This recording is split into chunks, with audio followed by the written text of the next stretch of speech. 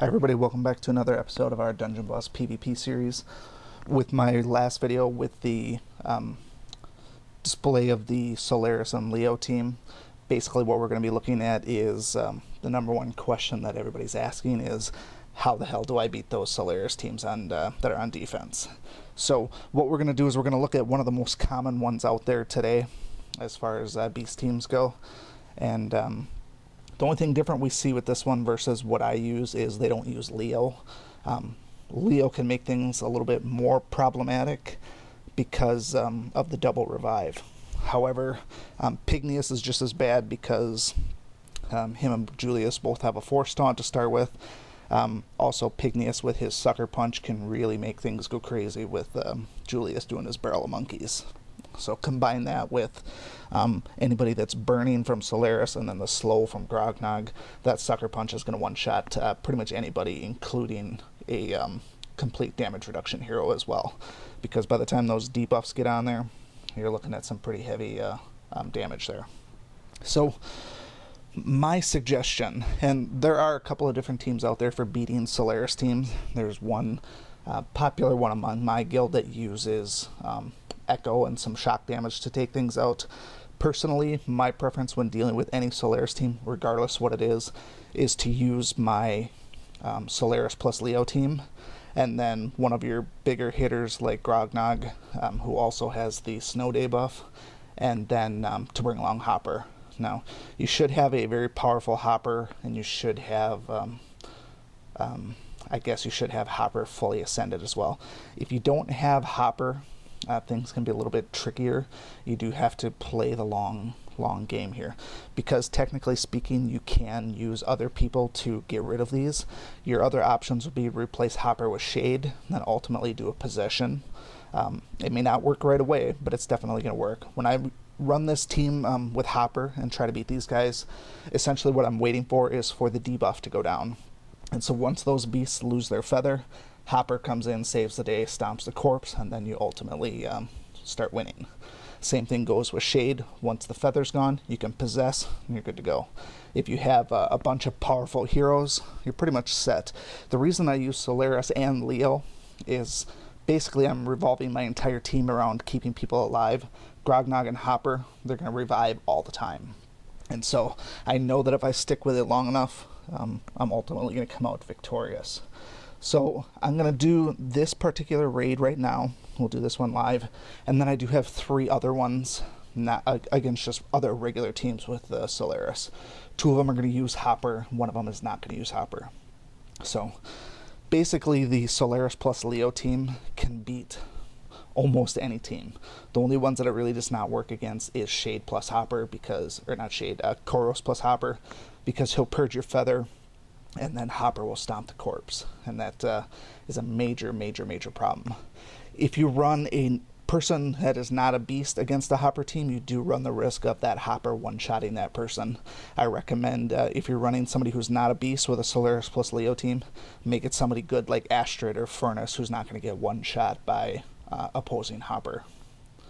Same thing if you're going in against opposing Shade, you want to make sure that you can kill that Shade before he has the option to possess as well. So there's a few different things that go on, but really what you're going to see with this one here is you're going to see probably a lot of death, to be honest. When I run my team, I'm expecting people to die left and right, but as long as Leo is up, we're golden. So the absolute worst thing that could happen in here is somebody gets feared and they run away. That's the only instance where these things go bad. Now, none of these guys here do fear, so that's what makes a Shade team so dangerous. Occasionally he will do his opener and fear somebody, and then the second attack that comes in, usually from a Grognog, ends up scaring people away. When you have somebody like Leo get scared away, it's not the end of the world, but it makes things very dangerous because you don't get that double revive. So you have to play very cautious with Solaris instead.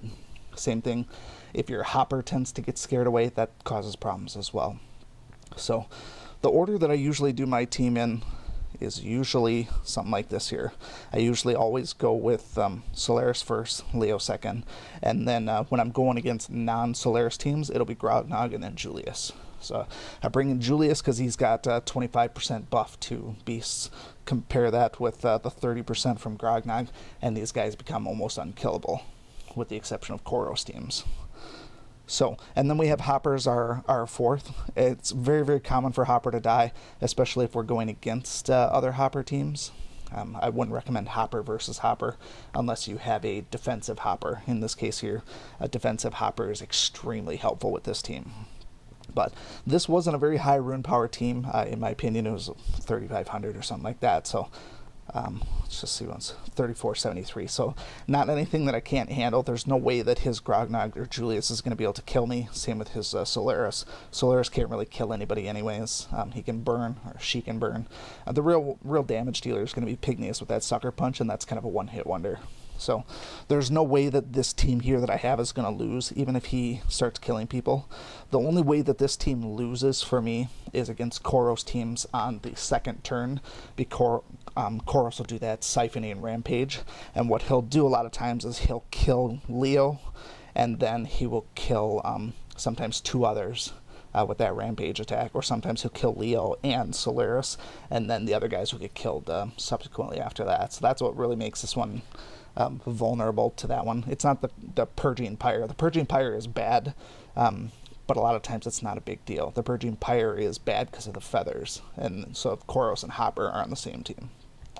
So I'll go through the commentary on this one here first, just to show you what I do and how I do it. If another one comes up with a shade team after this one, I will show you what I do with shade teams as well. And I'll use a non-Hopper team as well. If it doesn't come up, I'm just going to show my other three videos, and then we'll call it a day. So like I said, you can use your Just a Taste right from the start. It doesn't matter. It's likely he's going to die sooner or later anyway. So don't worry about if you're going to kill anybody here. You can't stomp them anyways. So don't worry about it. Remember, we're playing the long con here. Our goal is to ultimately... See, he dies just because of the pack tactics. Pack tactics is super cool. Part of the reason I like using the beast teams. Like I said, as long as Julius is alive, or not Julius, Leo is alive, there's really no issues with this team here. So I'm going to save this one for the moment. Firebird, you may be tempted to use it right away, but don't. So we'll just do a basic attack. There's no benefits until those feathers are gone anyways. Once the feathers are down, then it's on. As far as Hopper goes. And like I said, Hopper can stay dead for 4, 5, 6 turns. Doesn't matter to me. That leaf is up for a very long time.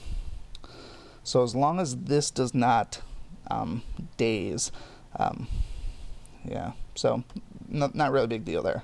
First turn, always use Snow Day. This is even more so true when you go against shade teams.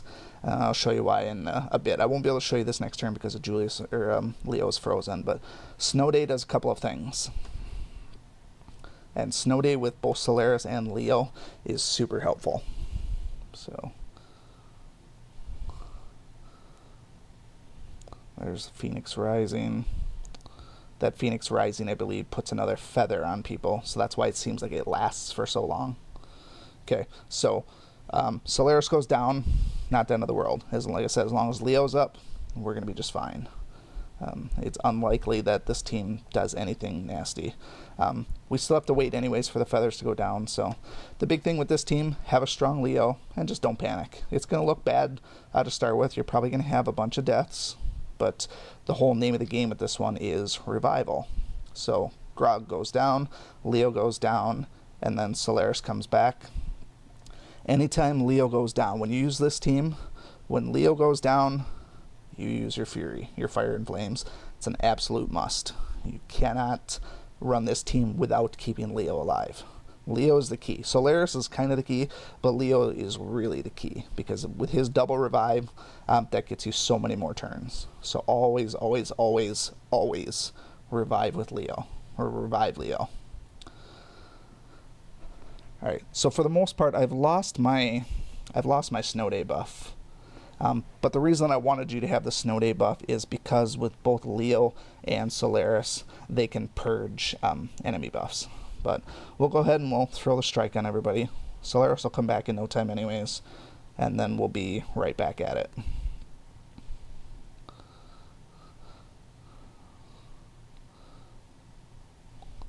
That was the Hog Wild attack, that's why that went bad. And just like that, Grognog comes back as well. So we don't have the snow day buff anymore. It looks like we have a display glitch too, where it looks like Grognog is dead. That's kind of interesting. Since we don't have the snow day buff anymore, we'll go ahead and just throw some burns on these guys. That feather's going to wear off very soon anyways. And so now, just to protect those other two, and since Leo is full health, we'll go ahead, and they got some burn on those guys. We're just going to go ahead and draw some fire away from those guys. My Leo is runed pretty good for damage reduction and defense. So he's going to survive quite a bit. And that's really another good thing, because if Leo stays alive, that also allows a dead Solaris to keep building up her stacks as well.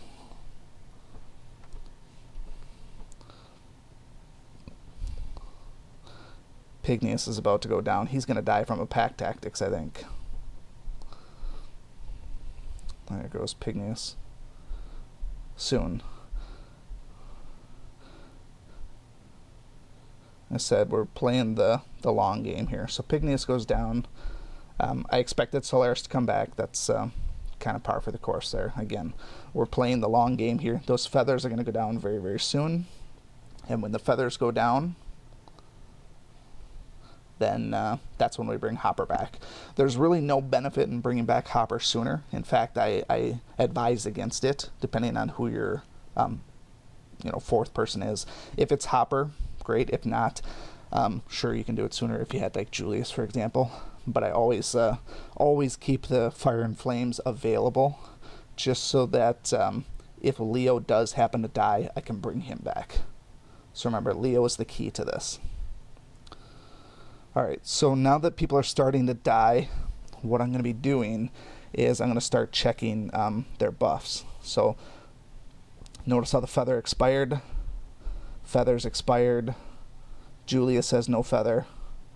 And I can't target Solaris. But now is where we're talking. So now we have full fury, Fire and Flames comes up. And all we did was we kept Leo alive, and we heal every now and then with the Solaris' main attack. All of a sudden Hopper comes in, starts stomping people, and he has absolutely no chance of winning. So he runs away. Grognog will die from the fire, or I'll stomp him here, and that's a win. So it's a long fight, but so far I would say I'm 100% victorious with this team going against a Solaris team without Hopper or without Koros. So if it's just a Solaris plus Beast teams and you have appropriate runes, this team should win 100% of the time, as long as you don't do anything stupid. So let's see if there is a Solaris plus Shade team out there we can take a quick peek at, which is not that one. Not that one. I guess we're going to do a couple of quick refreshes. Beast team. There's one with Leo. Same basic principle. I don't know if it's worth showing just yet. I want to find one with Shade on there. This is probably the deadliest team for those beasts. Do not attack that with the Beast team. No matter how good your Beast team is, don't go after them.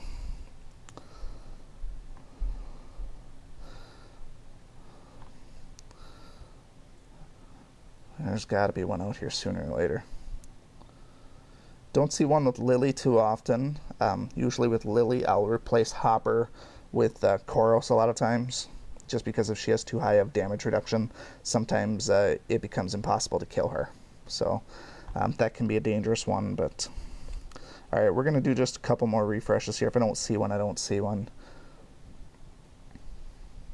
I feel like we just had that one. No good. There we go. Shade plus Solaris. So, rune power is high, level is low. This should be a fair fight here. So, with this one here, remember, Hopper is still important for this one because Solaris is going to revive. You can do it without Hopper, but I definitely recommend using Hopper. So, we're going to use the exact same team here. And I'll show you why we need to use the Snow Day on the first turn and not Strike. And that has to do with Shade's Spirit Link. Now, it's highly likely that Hopper dies in the first turn. That's almost a guarantee, actually. just because of the way that Shade works. Shade and Shadowblade both like to pick on the weakest people. Although I have noticed that Shade likes to try and attack Solaris, which is very foolish, but I always laugh at it. So they have no hopper, so this isn't a big deal. We'll just let them do their thing. And even if Shade or Shadowblade would have killed Solaris, not a big deal. I'll say it again. Leo is the key to this fight. Keep Leo alive, and you always have 2 others alive. That's basically the truth. Okay, so like I said, we could use, well, we don't have this up, but we could use our heal to start with. There's really no need to heal just yet. What we need to do is we need to kill Shade. So we're going to go like this here. Put as much damage on Shade as we can, but it's unlikely that your Beast team will be able to kill Shade in the first turn. Partially because he can't be debuffed, so even if you had like Pygneus with his Sucker Punch, there's no way you're going to kill Shade in the first turn. And there's no need to kill him in the first turn. The main thing is wait around for Hopper to come back alive, and Hopper will one-shot the shit out of him. So here we go with Snow Day. It doesn't even matter if Grognog is diseased, if he's slowed, if he's dizzy or dazed, doesn't matter. The only reason we do Snow Day is so that we get the Snow Day buff. So Shade does Spirit Link, and so if Shade does Spirit Link on anybody, really, other than Leo, Leo taunts, and then it removes stuff. So what we will do then is, with Solaris, still waiting for them to finish, so with the Snow Day, purges enemy buffs. Always a good thing, because a lot of times what this will do is it'll purge those feathers. So that's phase 1. Go ahead and do that. Notice Spirit Link is a buff as well. Purged everything. So we didn't get a chance to revive Hopper, but that's not a big deal here. So next up is Leo's taunt cleanses stuff on you. Also very, very good. This is going to save you from Shadowblade. So we taunt here. You might think it's not looking good because Shade's just going to possess Hopper. That's when we do this here. Shade no longer has his shroud. He gets slowed. And then even on top of that, sometimes you can kill him with Leo. Sometimes. He has to have low health at that point. Now that he did all that damage, guess what's up? Our Fire and Flames. Shade never gets a chance to possess Hopper. And once Hopper's on there, he's screwed. He's absolutely screwed. So if it gets to the point where you don't get a chance to bring back Hopper, then Shade possesses Hopper. Things can get a little bit gnarly at that point. You might expect a loss at that point, but so even in that case, Hopper didn't one-shot the Shade. I didn't look to see what runes he had on there, but there's no way that he's going to win now at this point. And that's how you beat a Solaris Shade team.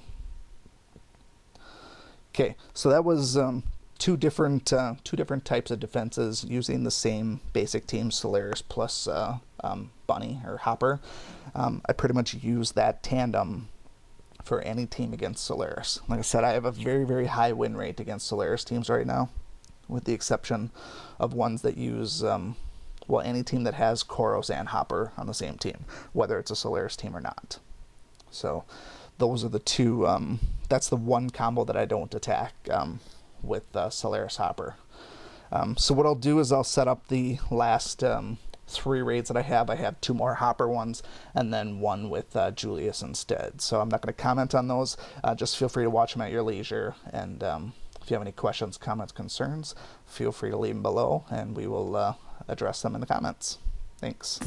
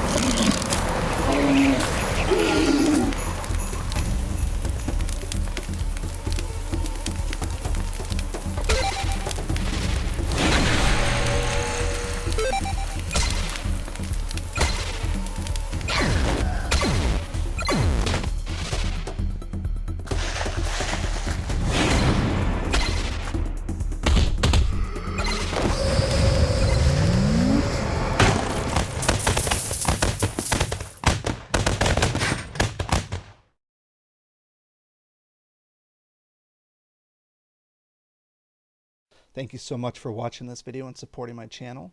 If you like this video, please show your continued support by hitting that like button, and be sure to check out both my YouTube channels for new content all the time. And always remember, peace is a lie, there's only passion. We'll see you next time.